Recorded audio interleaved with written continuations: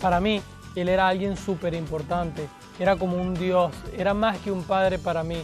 Jamás imaginé que él me iba a hacer esas cosas tan asquerosas que me hizo a mí y a otros niños. Lo único que quería hacer es darle el amor a los niños. Era un padre maravilloso. Buenas tardes, bienvenido. Buenas tardes.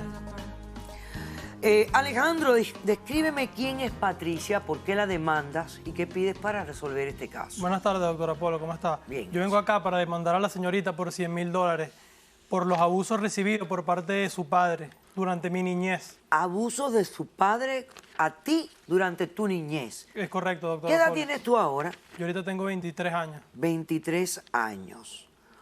Ok. Bueno, explícame los hechos. Cuando yo tenía 10 años, 9 años, estaba empezando todo aquello del mundo de la tecnología, el internet, las computadoras, y yo era bastante fanático acerca de eso. Un día me enteré que el padre de la señora, el cual era dueño de una empresa que produce videojuegos, estaba haciendo un concurso para elegir a varios niños para ir a desarrollar un juego de su empresa. Y esto era una empresa que era conocida, Y o sea, sí. que había desarrollado otros juegos. Claro, su padre era muy famoso en el mundo de los videojuegos. Yo lo conocía cuando era niño, sabía de él, pues. Ok, entonces... Sabía acerca de su persona. Ok. Yo le comenté a mi mamá que quería ir a participar y fui, ella me llevó. Yo salí seleccionado para formar parte del equipo que iba a desarrollar el juego de la empresa. Ok. Al momento que lo conocí, él se me quedó viendo y yo sentí como una conexión extraña de él hacia mí. Como que me dijo, qué lindos ojos tienes o qué inteligente eres. Algo así recuerdo en mi mente de ese momento, que era un niño. Ok. Empezamos a ir a su casa los fines de semana. No solo yo, muchos niños, los que salieron seleccionados en esa competencia, empezamos a ir a su casa, iban nuestros padres, bueno, en este caso iba mi madre, ya que mis padres se estaban divorciando en ese momento, y mi madre me llevaba a su casa. Ahí participábamos en el desarrollo del juego. Al principio todo era normal, los primeros meses. No pasaba nada de que yo viera como extraño ni mi madre. Él a irse ganando la confianza de mi madre, por mi madre también la situación que estaba de su divorcio, empezó a permitir que yo fuera solo a su casa, incluso hasta quedarme a dormir ya. Esto empezó a pasar, le digo, a los meses de que yo empecé a conocerlo a él. ¿Y tú eras del grupo de niños que se había escogido, el único que se quedaba a dormir allí o se quedaban otros niños también? No, se quedaban otros niños, pero por decirlo así, yo era como su favorito en ese Ok. momento. Él me llevaba a competencias en Europa, me llevaba a competencias en otras partes de Estados Unidos, que él corría con mis gastos, pues él pagaba mi hotel, los pasajes, todo eso. Ok, y hasta ese punto todo estaba tranquilo. Sí, hasta ese punto O sea, todo- tu madre no tenía nada que sospechar, no, hasta había ese- ocurrido nada, tú no... Ok, Hasta ese punto todo estaba perfecto. Ok. Después, él empezó a meter a otros niños y a mí incluso a su cuarto. Y me dijo a mí con una conversación que yo recuerdo, me dijo, yo tengo que enseñarte a hacer cosas que tu padre, por estar ausente, no te va a enseñar. Tengo que enseñar a masturbarte. Y él empezó a tocarme como de manera inapropiada y a tocarse él también. En ese momento yo no lo vi como algo, tenía 10 años, doctora, ¿entiendes? No sabía diferenciar qué estaba bien o qué estaba mal. Y él empecé a callarlo, pues, porque veía que también a otros niños les ocurría lo mismo y tampoco decían nada, lo tomaban como algo normal. o sea, que no le decías nada a tu madre. No le conté nunca nada a él, porque él me amenazaba y me decía que si yo le contaba a alguien, yo podía ir preso con él.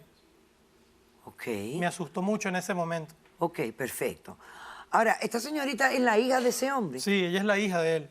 Ok, En una ocasión, doctora, cuando el padre de ella vio que empezó a sentir mi incomodidad, me dijo frente a ella que íbamos a hacer como una especie de compromiso, un pacto, el cual me regaló un anillo y me dijo, esto es como nuestro secreto. Y ella estaba presente ahí. Fue como una especie de casamiento, algo No súper era nada de extraño. casamiento. ok, pero ¿tú recuerdas haber estado presente durante ese evento? Sí estaba presente, pero no era nada de casamiento. Ok, Era un tú reconocimiento. luego me vas a explicar tu percepción de lo que estaba ocurriendo allí. Sí, doctora. Ok, ¿a ti fue el único que te dio el anillo o a otros niños también? El único que recibió el anillo ese día fui Fuiste yo. tú. Ok, perfecto.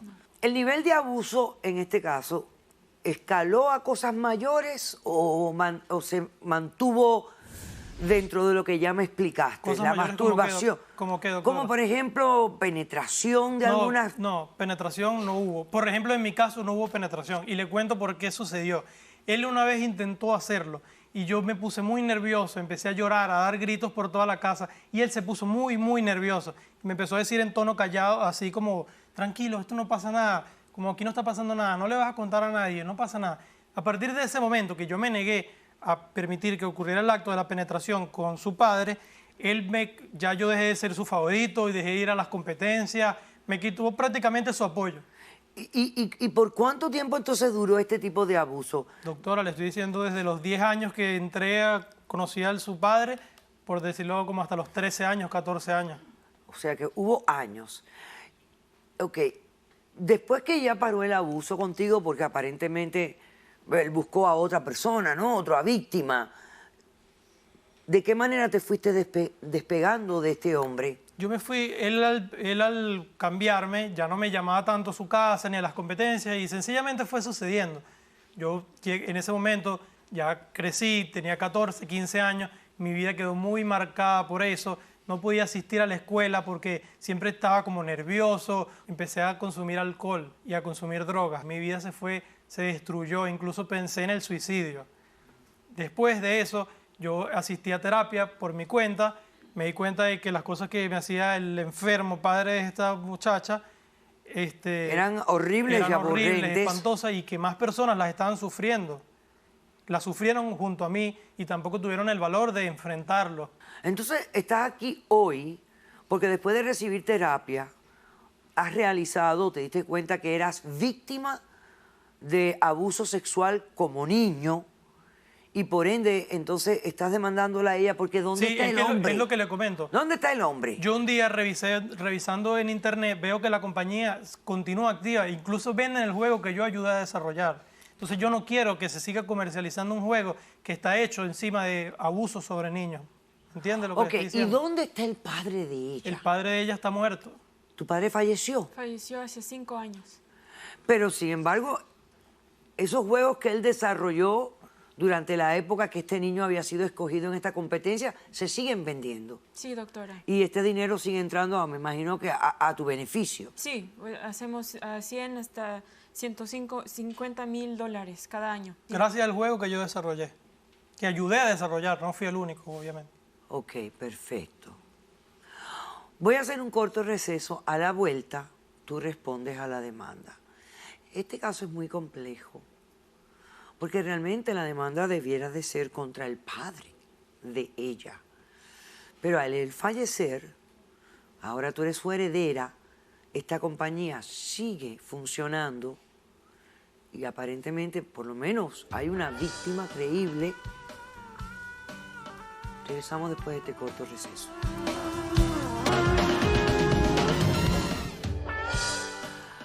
Alejandro demanda a Patricia, quien es la heredera, hija de un empresario que desarrollaba videojuegos para niños y que el demandante alega lo abusó sexualmente entre las edades de 10 años a 14 años más o menos. ¿Y tú qué edad tienes?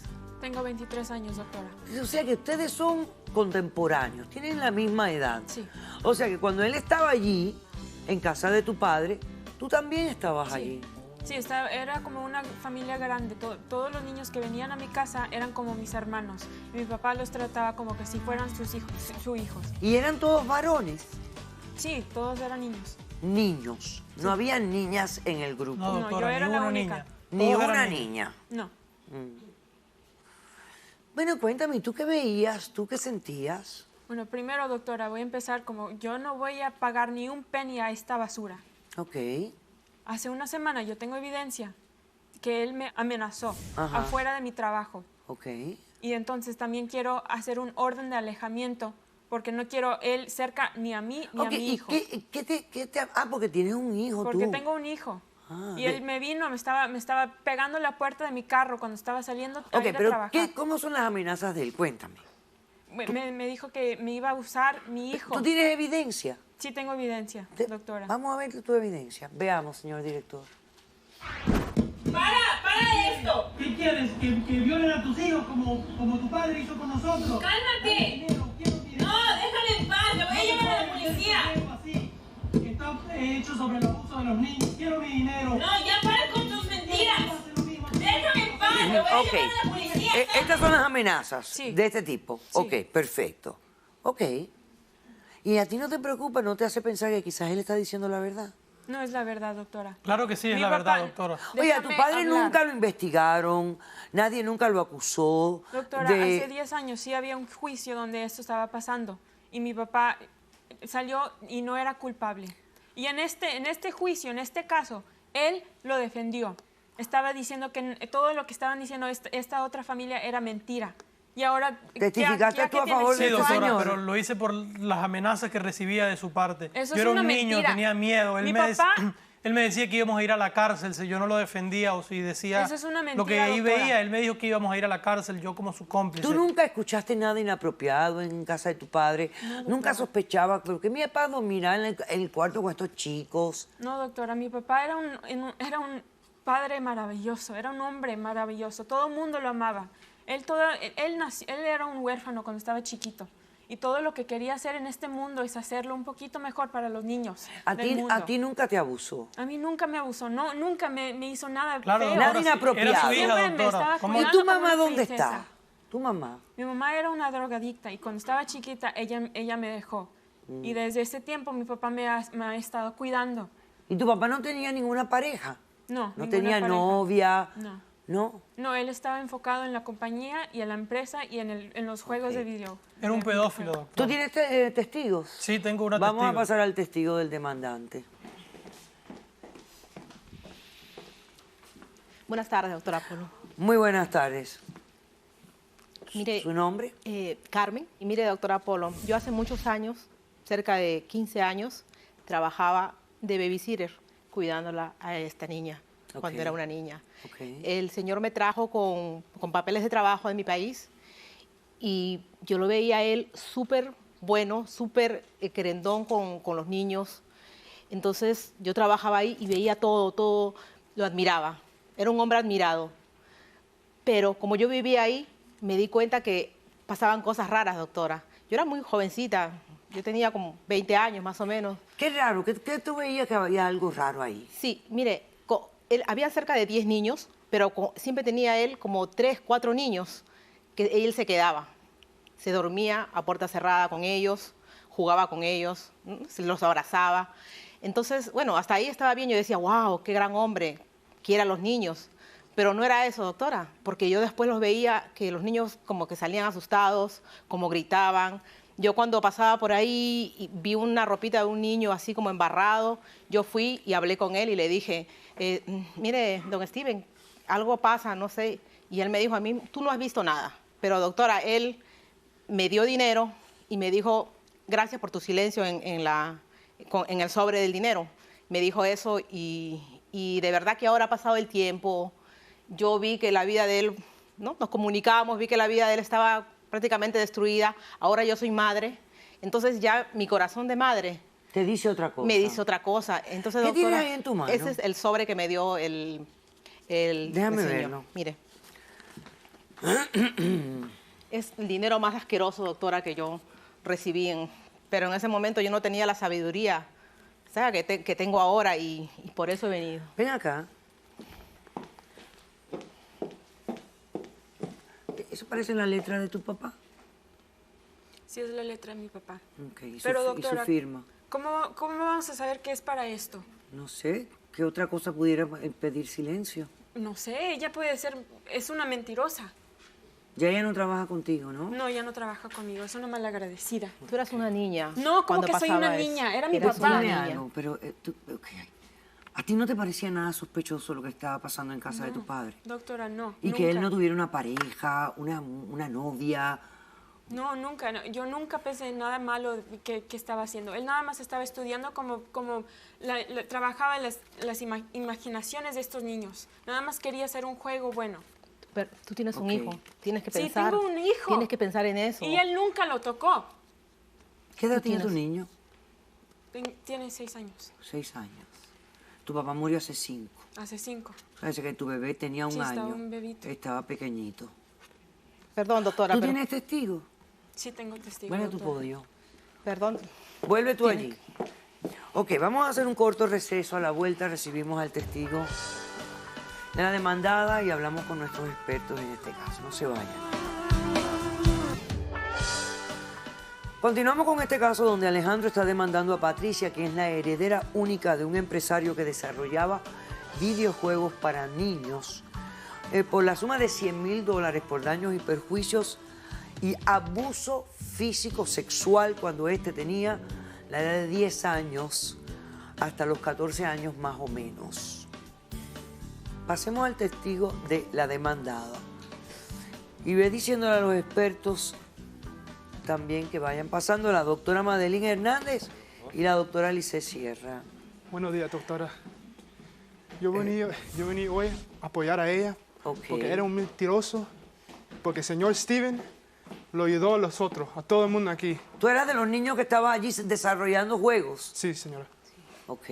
Me ayudó, me compró ropa, me enseñó a hablar español, me ayudó con escuela, me compró una tutoría cuando no necesita.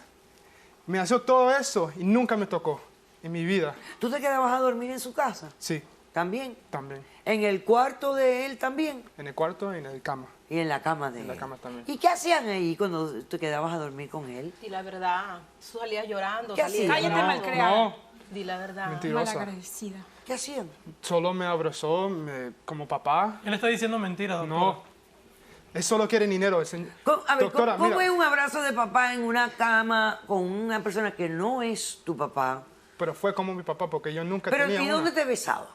Me besó, pero como papá. No besaba en la boca, Pero te besó doctora, en la igual que boca. los otros niños. Ese en hombre la es muy boca. enfermo. Pero en la pedófilo. boca, en la boca. Sí, en la boca, pero En la como, boca. como un Ajá, papá hace como con un papá hijo. en la boca.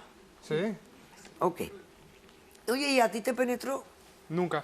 No. Es mentira, ¿Intentó? doctora. Claro que sí lo hizo. No de mentira. Como padre, Tú eres intentó el como mentiroso. padre. Claro que Me sí lo hizo, abrazó, doctor. me Intentó besó como como padre. padre, pero nunca No. nunca me tocó eso. Nunca. Muy bien. Bueno, desgraciadamente este caso tiene increíbles parecidos con un escándalo que se ha formado, se ha forjado este año en específico a raíz de un documental que salió en un canal de cable y que habla de una figura del mundo del espectáculo que era sumamente grandiosa.